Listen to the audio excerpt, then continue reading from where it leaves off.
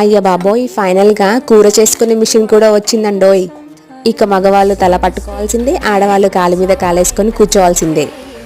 కూర చేసుకునే మిషన్ ఇంత తొందరగా వస్తుందని అస్సలు అనుకోలేదు.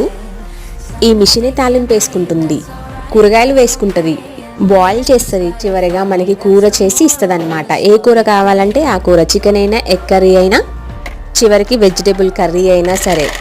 సో మీరే చూడండి ఎలా చేస్తుందో. నూడిల్స్ చేసుకోవచ్చు, సూప్ పెట్టుకోవచ్చు, మీరు ఎలా కావాలంటే అలా దీన్ని యూజ్ చేయొచ్చు.